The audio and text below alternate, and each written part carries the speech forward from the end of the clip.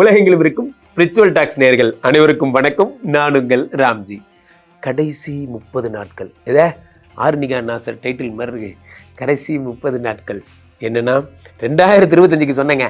2025 இறுதி 30 2026 வரப்போகிறது. நாம் மகிழ்ச்சியுடன் அதை வரவேற்க போகிறோம். இந்த 30 நாட்களில் நம்ம எதெல்லாம் ஃபோக்கஸ் பண்ணுறோம், எதெல்லாம் நம்ம மிஸ் பண்ணுறோம், எதெல்லாம் இன்னும் தீவிரமாக செயல்படணும், எதெல்லாம் அவேராக இருக்கணும், இதெல்லாம் நமக்கு வேணவே வேணாம் போன்ற நிறைய விஷயங்கள். எந்தெந்த ராசிக்காரர்கள் குருவனுடைய அதிச்சாரமாகட்டும், சனியினுடைய வக்ர நிவர்த்தி ஆகட்டும், பல நல்ல விஷயம் நடக்க போகுதுங்க. இதனால் எந்தெந்த ராசிக்காரர்களுக்கெல்லாம் குழந்தை பிராப்தி ஏற்பட போகிறது, யாருக்கெல்லாம் வெளிநாட்டு யோகம் கிடைக்கப் போகிறது, யாரெல்லாம் திருமணம் செய்து கொள்ளப் போகிறீர்கள் என்பதை ராசி ரீதியாக நாம் பார்த்து விடலாம்.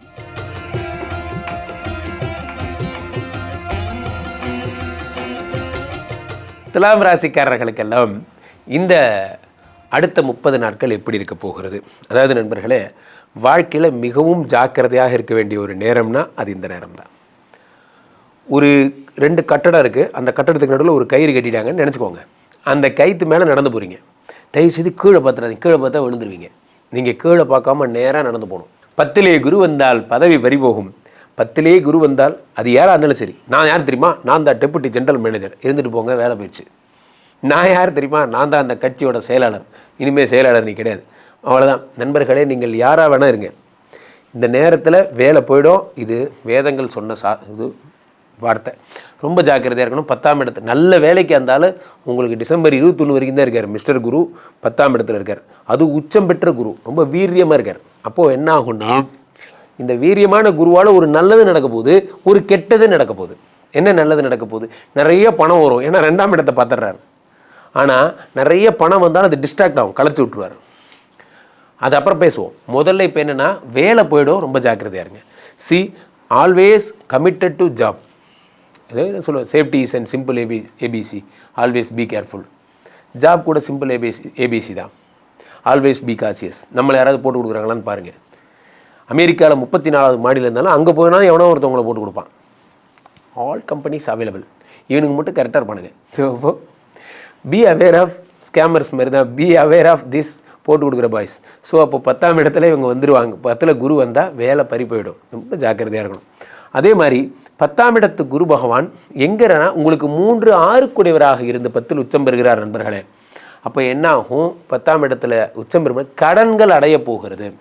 சம்பந்தம் இல்லாமல் பேசுகிறீங்க சார், வேலை போயிருங்கிறீங்க, கடன் அடையுங்கிறீங்க. 2 தனித்தனி டிபார்ட்மெண்ட். வேலை போயிடும், அது வழி, அது வேறு டிபார்ட்மெண்ட். இப்போது கடன் அடைகிறதுக்கு நீங்கள் போட்ட சீட்டு ஃபண்டு எதையாவது வரும். அப்போ 2ஆம் இடத்தை குரு பார்க்கிறார். காசு பணம் துட்டு மணி 2ஆம் இடத்துல குரு பகவான் பார்த்ததுக்கப்புறம் வேறு என்ன கவலை? 2 கூடிய செவ்வாய் ஆட்சி பெற்று அமர்ந்திருக்கான். அதே செவ்வாய் தான் 7 கூடையவன். இதில் ராசியாதிபதி சுக்கிரன் வேற. சுக்கிரன் ப்ளஸ் செவ்வாய், 7 கூடிய செவ்வாய் ப்ளஸ் சுக்கிரன். Beautiful combination. என்ன அப்படின்னா, 7 கூடையவன்னாலே காதல் தான், சுக்கிரன்னாலும் காதல் தான். ஸோ காதல் த ஸ்கொயர் அப்படின்னு வச்சுக்கலாம். 2ஆம் இடத்துல அது குரு வேறு பார்க்குறாரு. இன்னும் ஆடட் போனஸ். அப்போ என்ன ஆகும் அப்படின்னா, இதெல்லாம் சூப்பராக போயிட்டுருக்கு. பக்கத்தில் மிஸ்டர் பாதகாதிபதி யார்? சூரிய பகவான் 2ல் இருக்கார். அப்போ என்ன ஆகும்? வாங்க ஈரோடு பக்கம் ஈமு கோழி வளர்த்தலாம், தெங்கனி கோட்டை பக்கம் தேக்கு மரம் வளர்த்தலாம். நமக்குன்னு ஒரு கேரக்டர் வருவான். நம்ம கையில் இருக்கிற பணத்தை பிடுங்கிட்டு போகிறதுக்கு நண்பர்களே, எனக்கு நடந்ததை நான் சொல்கிறேன். எங்கள் ஸ்ரீமடத்துக்கே சிஎஸ்ஆர் ஃபண்டு கொடுக்குறேன்னு ஒருத்தன் ஏமாத்திரி ஓடிப்பிட்டான். எதுக்கு சொல்கிறேன்னா, scammers always available, any time available in the world.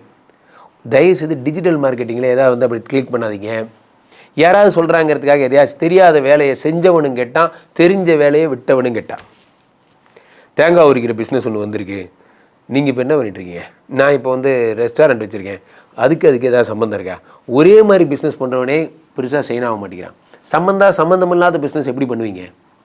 So அப்போது புரிந்து கொண்டு செயல்படுங்கள். நம்மகிட்ட அவனோட நோக்கம் நம்மளை ஏமாத்துறது தாங்கிறது நமக்கு புரிஞ்சால் போகிறோம். 2ஆம் இடத்துல இத்தனை பேர் இருக்கும்பொழுது பணம் பல வழிகளில் வரும். ஆனால் அதை படைக்க வேண்டியது உங்கள் பொறுப்பு. கீழே போட்டு உடைக்காமல் பத்திரமா வச்சுக்கோங்க. அதான் முக்கியமான விஷயம். லக்ஷ்மி எல்லோரிடமும் வருவதில்லை. லக்ஷ்மி தைரியசாலிகளிடம் மட்டுமே வருகிறாள்.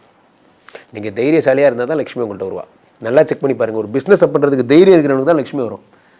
எனக்கு தான் தைரியமே இல்லைன்னா ஒன்றும் வராது. அப்போ 2ஆம் இடத்துல குரு பகவான் இருக்கும் பொழுது பிஸ்னஸில் செயல்படுங்கள். வேலை பண்ணால் போட்டு சார் என் ஒய்ஃப் ஈவினிங் டைமில் பக்கத்தில் இருக்கிறவங்க எல்லாருக்கும் கூப்பிட்டு வச்சு இந்த டிஃபன்லாம் ஈவினிங் வீட்டில் சிற்றுண்டி மாதிரிலாம் பண்ணுறோம், நைட் டிஃபன்லாம் பண்ணுறோம், பண்ணுங்கள், டெவலப் பண்ணுங்கள். நாம் எதுவுமே வண்ணதாசன் சொல்லுகிறார் நண்பர்களே, இப்பொழுது நினைத்தால் கூட உலகத்தின் உயரத்தை நீங்கள் தொட்டு விடலாம், இப்பொழுது நினைத்தால் கூட. ஆனால் நீங்கள் நினைக்கணும், அவ்வளோதான் விஷயம். 2ஆம் இடத்துல குரு பகவான் பாரு. அடுத்து சனி 6ஆம் இடத்துல வக்ர நிவர்த்தி அடைந்து ரெடியாக இருக்கார்.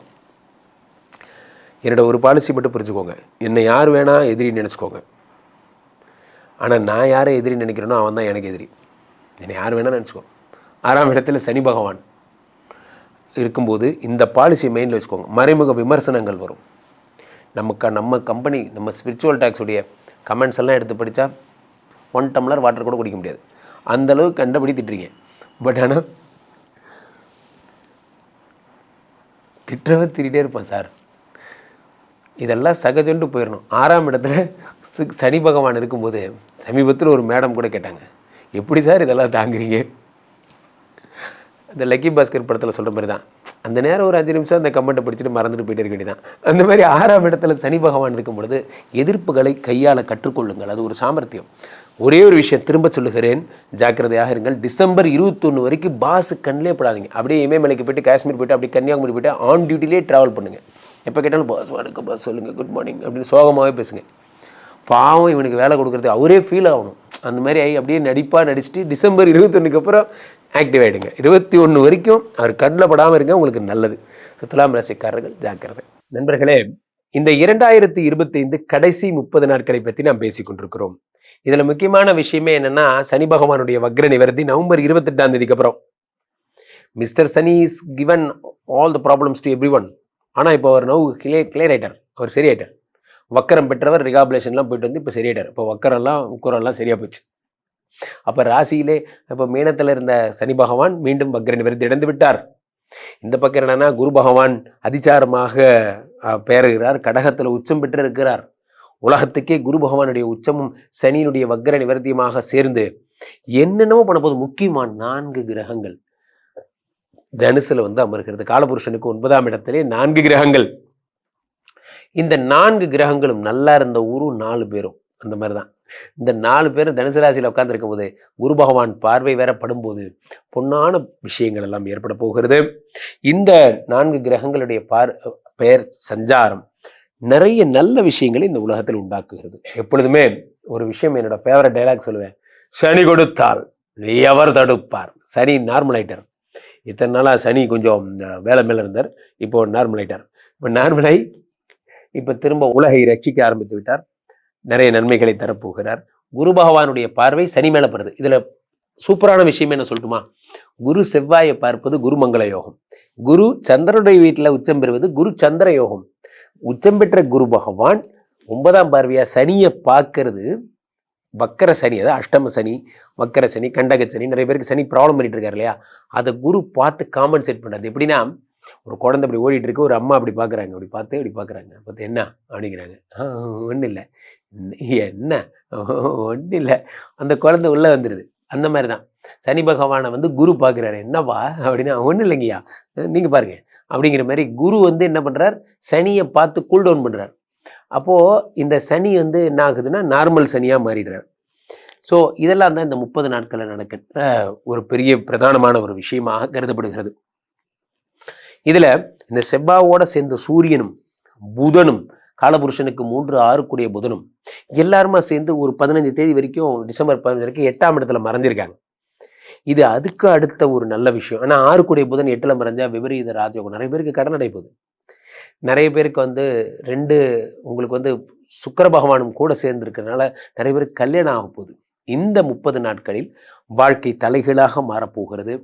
வாழ்க்கையினுடைய அடுத்த படி நிறைய பேர் கோல் வச்சுருக்கீங்க, லைஃப்பில் இதை தான் அச்சீவ் பண்ணணும் அப்படின்னா அந்த டார்கெட்டை நோக்கி நீங்கள் சிறப்பாக செயல்பட போகிறீங்க. ஆக சிறப்பு. கீழே போயிட்டு இருக்க இந்த 2 நம்பரை கூப்பிடுங்க, உங்களுடைய சொந்த ஜாதகத்தை பார்த்து கொள்ளுங்கள். உலக புகழ் வாய்ந்த நமது விஸ்வரூப விஷ்ணுமாயா எழுந்தரில் இருக்கக்கூடிய புனிதமான இந்த ஸ்ரீமடத்திலே தினசரி நடக்கின்ற விஷ்ணுமாயா ஹோமங்களில் கலந்து கொள்ளுங்கள். மீண்டும் ஒரு நல்ல பதிவில் சந்திப்போம். நன்றி, வணக்கம்.